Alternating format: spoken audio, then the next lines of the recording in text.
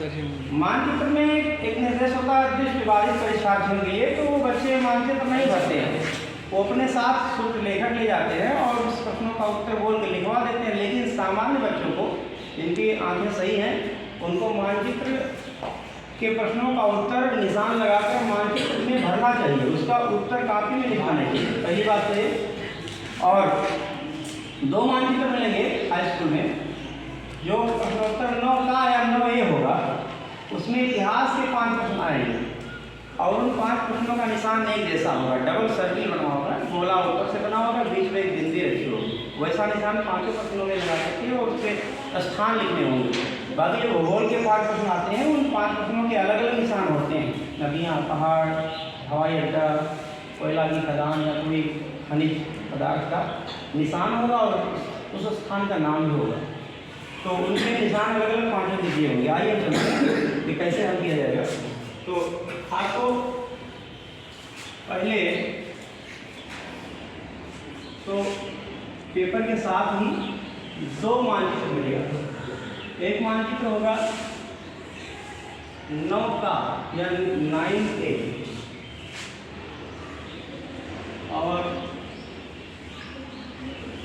उसके उत्तर आप कांच नहीं लिखोगे, नक्शा में ही उसका उत्तर भरा जाए।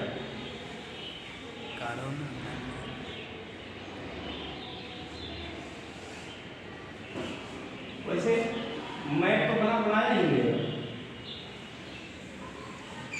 आपको बनाने की आवश्यकता नहीं है। जैसे ये पेपर है पिछले वर्ष 825 CR सन के कान का, ये पश्चिमी किसी जिले का है और यहाँ का जो आया हुआ है प्रश्न 9A में आया है। पहला प्रश्न है, वह स्थान जहाँ 1927 में भारतीय राष्ट्रीय कांग्रेस का अधिवेशन हुआ। अब जानते हैं 1927 में भारतीय राष्ट्रीय कांग्रेस का अधिवेशन कहाँ हुआ? मद्रास। तो प्रश्न पहला है, मद्रास यहाँ तमिलनाडु में, यहाँ पड़ेगा। तो आप सबसे पहले तो यहाँ पर प्रश्नोत्तर 9 का पहले से लिखा है, अनुक्रमांक वगैरह पढ़ा है, इसको पहले भर लोगे और इसी मानचित्र पर एक कॉलम अनुक्रमांक का होगा, इस अनुक्रमांक को आप भर लोगे यहाँ अंकों में। बाकी और कुछ नहीं करना है, आपको प्रश्न का नंबर डालना है। 9 नंबर पहले से पढ़ा है, उसको फिर नहीं लिखना है, खाली 9 का पहला प्रश्न करने जा रहे हो तो पहला नंबर डाल दिए। वह स्थान जहाँ 1927 में भारतीय राष्ट्रीय कांग्रेस का अधिवेशन हुआ, वो स्थान कहाँ है? मद्रास। और निशान भी बनेगा, निशान यहाँ निर्देश में दिया था, डबल सर्किल का निशान है, तो आप नंबर डालो। उसके बाद यहाँ पर ऐसे निशान गोला और बिंदी, क्योंकि ऐसा निशान दिया हुआ है प्रश्न में, इसलिए वैसा ही निशान बनाना है। और यहाँ लिखो मद्रास, ये हो गया पहला उत्तर। इतने खाली करना 1 नंबर का होगा। अगर आपने निशान सही जगह नहीं बनाया, मद्रास जानते हो, लेकिन मद्रास यहाँ के बजाय यहाँ लिख दिए, यहाँ लिख दिए, तो आधा नंबर तब भी मिल जाएगा। उसको सही होने पर, लोकेशन सही ना होने पर आधा नंबर कट जाएगा। और जगह और नाम दोनों सही होगा, लोकेशन का मतलब जगह नाम दोनों सही जगह होगा, तब आपको एक में 1 पूरा नंबर मिलेगा। इसलिए देखिए लिखा हुआ है प्रश्न के आगे 1/1 प्लस 1/1, मतलब आधा नंबर सही जगह निशान के लिए और आधा नंबर नाम के लिए। दूसरा प्रश्न है, वह जनपद जहाँ जलियांवाला बाग की घटना घटी। जलियांवाला बाग की घटना पंजाब के अमृतसर, तो अमृतसर यहाँ पड़ता है पंजाब। और ये प्रश्नोत्तर दूसरा है, फिर आप दूसरा नंबर डालो, चाहे यहाँ नंबर डाल सकते हो, लेकिन लोकेशन सही जगह बनाना। यहाँ है अमृतसर यहाँ जगह है, यहाँ लिखो। अगर अंदर जगह ना मिले तो बाहर भी निशान लगा के ले सकते हो। इतना करने पर आपको आधा नंबर सही जगह निशान करना है, इसलिए वो आधा नंबर नाम सही है जगह का। अमृतसर के बजाय अगर आप चंडीगढ़ लिख देते, लाहौर लिख देते, तो पूरा गलत हो जाता। लेकिन अगर अमृतसर यहाँ के बजाय यहाँ लिख दिया, निशान आपने यहाँ लगाकर नाम यहाँ लिख दिया, तो आधा नंबर तब भी मिलेगा, क्योंकि अमृतसर सही है, जगह आपने गलत बनाया, उसके लिए आधा नंबर नहीं कटेगा। नाम और जगह दोनों सही होने पर 1 नंबर पूरा मिल जाएगा। तीसरा, वह स्थान जहाँ असहयोग आंदोलन का कार्यक्रम स्वीकार किया गया। असहयोग आंदोलन का कार्यक्रम कहाँ स्वीकार हुआ? ये दिसंबर 1920 के कांग्रेस के अधिवेशन, नागपुर अधिवेशन में हुआ। 1920 में 2 जगह अधिवेशन हुआ कांग्रेस का, कि सितंबर 1920 कोलकाता और दिसंबर 1920 नागपुर। कोलकाता अधिवेशन में कार्यक्रम जो असहयोग आंदोलन का प्रस्ताव था पास नहीं हो पाया था, इसलिए फिर से 3 महीने बाद अधिवेशन हुआ और वो दिसंबर 1920 नागपुर, महाराष्ट्र के पूर्वी भाग में नागपुर पड़ता है। यहाँ देखिए, तो यहाँ तीसरा प्रश्न का उत्तर है, इसलिए तीसरा नंबर यहाँ डालो और यहाँ पर निशान बनाओ, जैसा कि निर्देश में दिया है निशान वैसा ही बनाना। यहाँ लिख दीजिए नागपुर। चौथा प्रश्न है, वह जनपद जहाँ चौरी चौरा कांड हुआ। चौरी चौरा कांड गोरखपुर जिले में हुआ। गोरखपुर जिले में चौरी चौरा थाना का पुलिस कांड, इतिहास से पिछले ध्यान में आपने पढ़ा होगा। तो यहाँ पर है पूर्वी उत्तर प्रदेश में, ये चौथा प्रश्न है और यहाँ पर है जनपद का नाम पूछा है, क्या लिखना हुआ, जनपद जहाँ चौरी चौरा कांड हुआ। खाली चौरी चौरा नहीं लिखना, गोरखपुर जनपद था वो उस समय, आज भी गोरखपुर जनपद में चौरी चौरा है। तो यहाँ आपको जो है गोरखपुर लिखना है, क्या लिखना है, गोरखपुर। चाहो तो गोरखपुर चौरी चौरा दोनों लिख सकते हो। अगर यहाँ जगह ना मिले तो एक अच्छा लगाकर बाहर भी लिख सकते हो, अगर वहाँ जगह मिल जाता है तो वहीं लिख सकते हो, लेकिन लोकेशन सही जगह बनना चाहिए, गोरखपुर चौरी चौरा।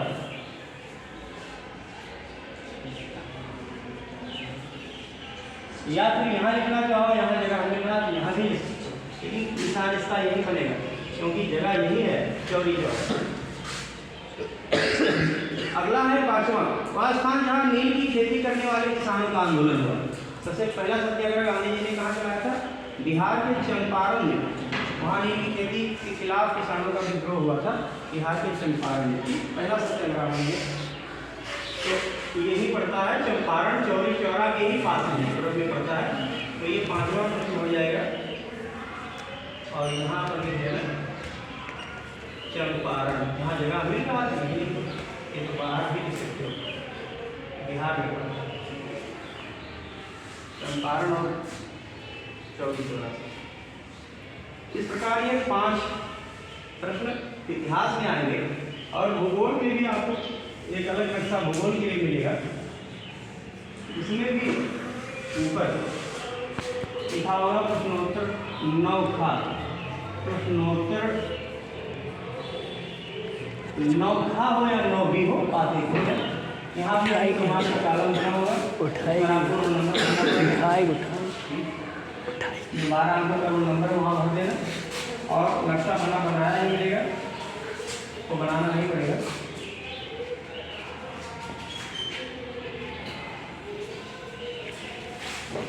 और भूगोल के जो 5 प्रश्न होंगे उनके अलग अलग निशान होंगे। जैसे 825 CR वाला जो 43 पेपर में क्वेश्चन आए हैं, इसमें आप देखेंगे पहला प्रश्न है प्रश्नोत्तर 9 खा या 9 बी का, नेशनल कार्बेट पार्क ये चतुर्भुज निशान द्वारा दिखाना।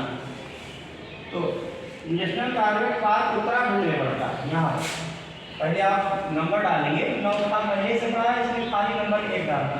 9 का पहला प्रश्न है नेशनल कार्बेट पार्क, पहले नाम ना लिखो, पहले निशान लगाओ, सही निशान दिया है, वर्ग का निशान बना हुआ है, ये निशान बना दीजिए और यहाँ जगह कम है इसलिए यहाँ लिखो national Corbett park, national Corbett park. एक हो गया प्रश्न। दूसरा है भारत के पश्चिमी तट पर स्थित एक बंदरगाह त्रिभुज का निशान बना इसमें अलग। तो पश्चिमी तट पर अनेक बंदरगाह, यहाँ काटला है, मुंबई है, मुंबई बंदरगाह है, पोरबंदर, मारमागांव है, कोचीन है, अनेक हैं जिसमें आपसे एक पूछा है, कोई एक, चाहे आप कांडला बनाइए या मुंबई बंदरगाह बना दीजिए, मारमागांव बना दीजिए, तो हम कांडला ही बना देते हैं, गुजरात में है। कांडला बंदरगाह का नाम फिर बाद में बदलकर दीनदयाल उपाध्याय बंदरगाह रखा गया। कांडला भी रख सकते हो या दीनदयाल उपाध्याय रख सकते हो, या मुंबई बना सकते हो, मुंबई बंदरगाह बना सकते हो, क्या होती है त्रिभुज का निशान लगा सकते मुंबई बना देते हैं।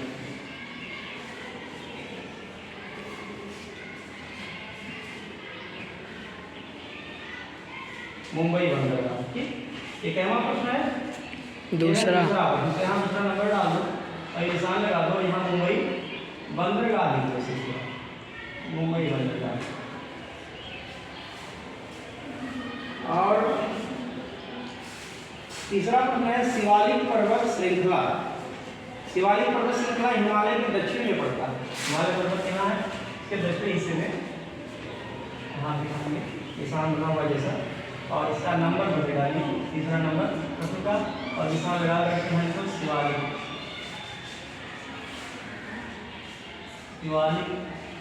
पर्वत श्रृंखला। जगह यहाँ नहीं मिला तो बाहर भी तीर का निशान लगा के लिख सकते हैं। चौथा प्रश्न है गुजरात की राजधानी। गुजरात की राजधानी बताइए। गांधीनगर। गांधीनगर आज यहाँ पड़ेगा। एक प्रश्न कितना है? चौथा नंबर, तो यहाँ नंबर भी डाल दें इसका प्रश्न का। चौथा नंबर प्रश्न गांधीनगर।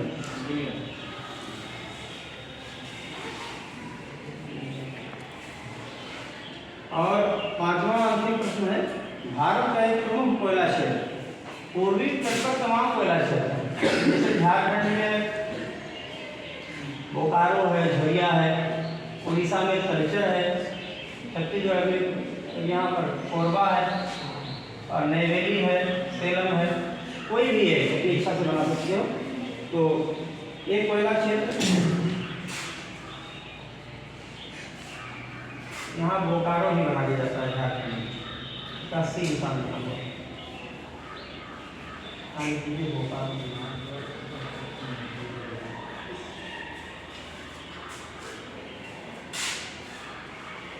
जैसा निशान पेपर में बना हुआ वैसा ही आपको बनाना चाहिए।